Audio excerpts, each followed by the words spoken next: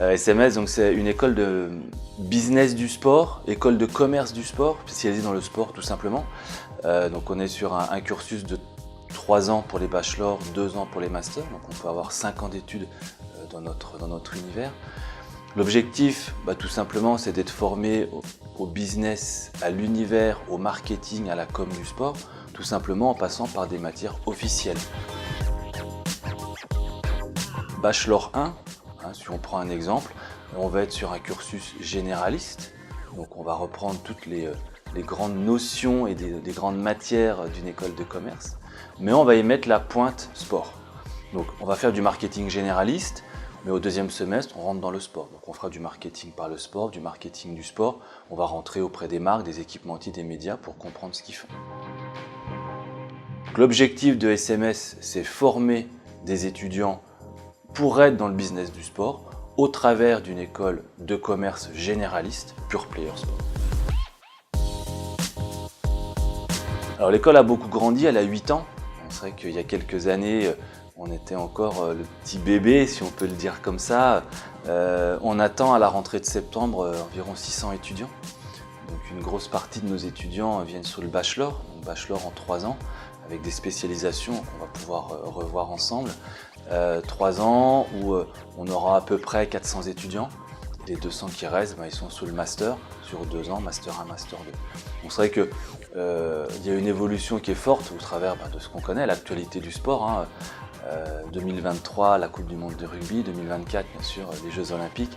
Et c'est vrai qu'on a un engouement très fort à l'heure actuelle sur cette professionnalisation du sport, mais surtout cette envie, cette passion d'être dans le sport. Alors beaucoup de nos étudiants viennent pour rentrer au PSG, parce que je crois que c'est le Graal pour de nombreux sportifs et footballeurs, mais d'autres maintenant comprennent qu'il n'y a pas que ça dans la vie et rentrent sur l'événementiel, sur le marketing, voire sur du généraliste. C'est ce qu'on est en train de faire en master. On va spécialiser nos étudiants maintenant sur une partie plus marketing, une partie plus événementielle. Bien joué sur les campus. L'histoire nous dira qu'il y a 2 ans, on a été racheté par Grupo Planeta, donc très peu connu en France, sauf pour la vente de Editis il y a maintenant 1 an. Donc Editis, un groupe Hachette, Lafon et j'en passe. Donc c'est un groupe espagnol qui est surtout axé sur l'édition et la partie contenu. Pour ceux qui ont Netflix, peut-être que vous allez découvrir La Casa de Papel, donc ça appartient à Planeta. Et donc cette histoire nous amène à avoir maintenant 3 campus. Un campus à La Défense qui regroupera une école du groupe qui est EDC. Nous, on a la chance ou la malchance, d'un point de vue transport, peut-être la malchance, d'un point de vue campus, d'avoir un campus tout beau, tout neuf à la Villette en septembre, de 8000 m², donc qui nous accueillera. On sera accompagné de 2 autres écoles du groupe, Sud de Luxe pour une partie de l'école et Selska.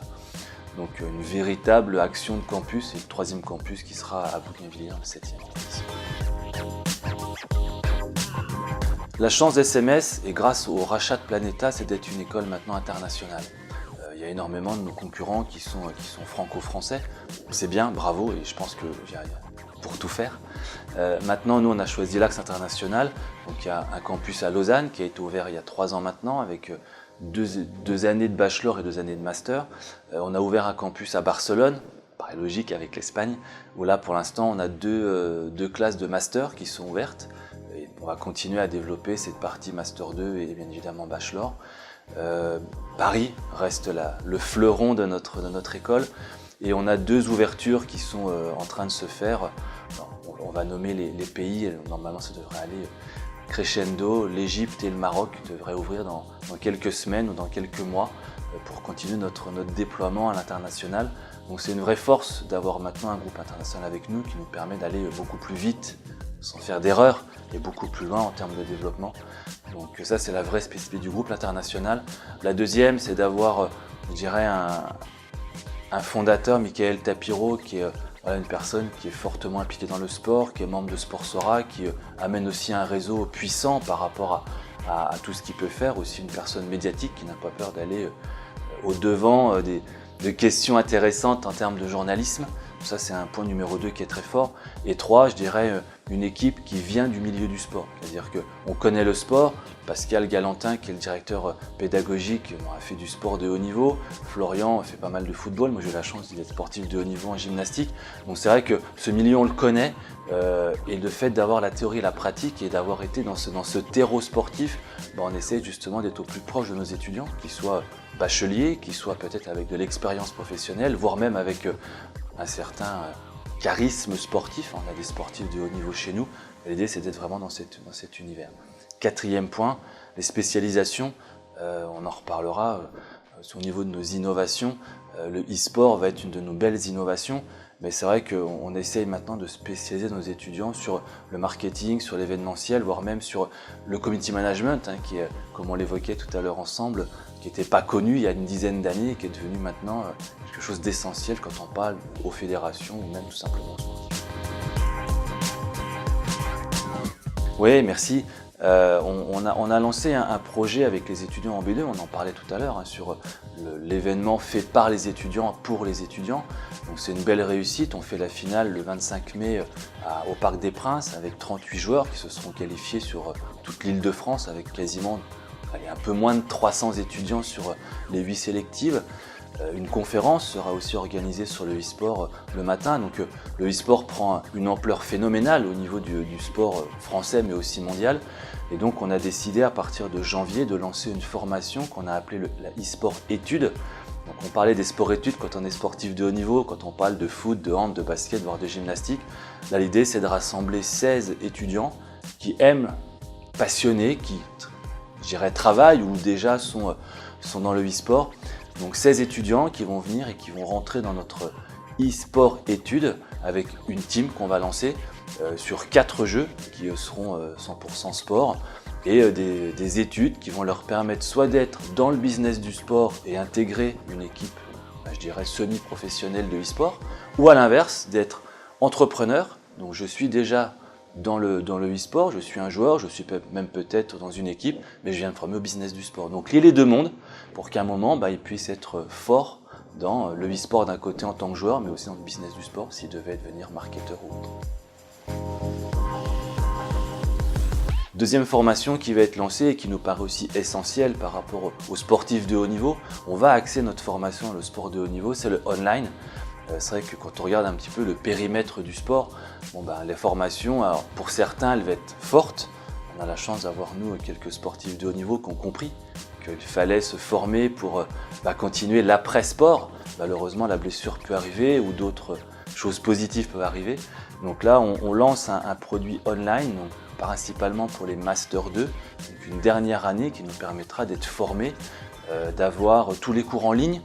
Donc on est parti sur 10 modules de 4 heures de cours, de 4 différentes matières pour les former sur le marketing, la communication, le management, sur la connaissance des enceintes sportives, sur le droit, sur la gestion parce qu'on en a tous besoin.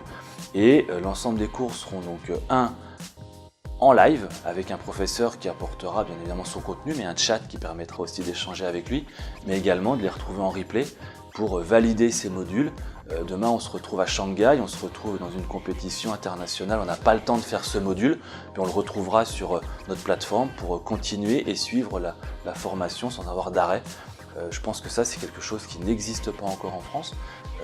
L'INSEP fait des choses, évidemment le ministère le fait avec des formations qui existent déjà depuis très longtemps, mais une spécialisation sport 100% avec des professeurs intervenants qui connaissent ce milieu et avec maintenant que tout le monde connaît le replay, ça va nous faire du plus grand bien et surtout ça va aider les sportifs. Critères d'admission, alors le premier c'est d'avoir un petit peu d'expérience quand même. Quand on rentre sur un Master 2, on ne peut pas faire tout et n'importe quoi, il nous faut quand même de l'expérience. Donc on espère avoir des étudiants ou des sportifs de haut niveau qui ont de l'expérience, on va dire un petit peu plus professionnalisante. Ensuite d'avoir, s'ils le peuvent aussi, alors 1 ou 2 années d'expérience, on va dire d'études, parce qu'il faut quand même avoir un certain nombre de crédits ECTS qui nous permettent de rentrer. Et puis 3, je dirais qu'on va avoir une partie de dossier, une partie de passion du sport, puis aussi une partie, je dirais, d'actualité qui nous permettra de les accueillir. L'objectif, c'est d'aller sur une formation qui soit, 1, professionnalisante, parce qu'on en a besoin, mais 2, qui permette aux sportifs aussi d'aller au plus loin c'est vrai qu'on se rend compte que l'après-sport, elle est difficile en France. Donc comment on peut les aider encore pour trouver, je dirais, leur axe de développement, une partie qu'ils n'ont malheureusement pas eu le temps de faire, cette partie intellectuelle. Donc l'objectif, c'est d'avoir un maximum d'étudiants avec, et je le répète, une partie professionnelle, sportive et intellectuelle. Quand je dis intellectuelle, de formation, Bac+2, Bac+3 qui soit présente. Alors on l'a déjà, c'est vrai que Michael Tapiro étant proche du rugby, on a eu déjà des joueurs de rugby du Stade Français ou d'autres. On a Pauline Ranvier qui est à l'heure actuelle dans l'équipe d'escrime, qui, on l'espère, on croise les doigts pour elle, devrait être pas trop mal placée pour partir au JO. On a quelques handballeurs aussi, malheureusement pas du PSG ou de la Star League, mais plutôt voilà, la partie juste en dessous du championnat. Donc on a déjà cette idée forte d'avoir des sportifs de haut niveau en nos seins. Une de nos responsables pédagogiques, c'est donc Zélie Amar, qui est présidente du Paris Volley Saint-Cloud. Donc elle connaît aussi cet univers très fort des sportifs de haut niveau. Et c'est vrai que déjà c'est notre ADN. Le online pour nous c'est une réalité aussi par rapport à la formation, on l'évoque, mais surtout par rapport aux nouvelles technologies. C'est dommage, avec tout ce qu'on connaît maintenant des nouvelles technologies, de ne pas pouvoir proposer justement cette partie de formation, le online, à des personnes qui sont en France mais à l'étranger. Et 3, je crois que se doter d'une plateforme de formation online ne peut être qu'un plus par rapport à tout le monde, bien évidemment à nous, SMS, mais aussi à nos étudiants qui peut-être dans quelques mois partiront à Barcelone mais pourront suivre encore des cours en France avec ce online, aux sportifs de haut niveau, voire même à des personnes qui travaillent à l'heure actuelle dans le business du sport, qui veulent se former, veulent avoir plus d'expérience par rapport au sport et se former plus simplement le soir ou au travers des Aliteam, c'est une super démarche. Je crois qu'à un moment, il y a toujours cette difficulté de rassembler d'une certaine manière les sportifs pour les aider, pour leur apporter quelque chose de complémentaire. On le voit, la communauté, peu importe laquelle, celle qu'on aime, celle qui est proche de nous, celle qui va nous aider, une communauté va déjà nous aider à comprendre. Vous comme moi, on a peut-être un réseau, sûrement un réseau qui nous permet de mettre en lien. La mise en lien, vous allez le faire, vous allez permettre cette mise en lien. 2, on l'évoquait, la formation c'est essentiel. Pourquoi ? Parce qu'on se rend compte que le sportif de haut niveau, il est aidé pendant sa carrière, d'un point de vue médical, d'un point de vue mental, d'un point de vue physique, mais le reste, il y a plein de choses qui apparaissent, la fiscalité, le droit, l'agent.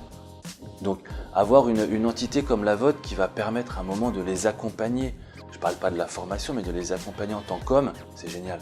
Et je crois que un de vos associés, Daniel Narcisse, l'a bien compris.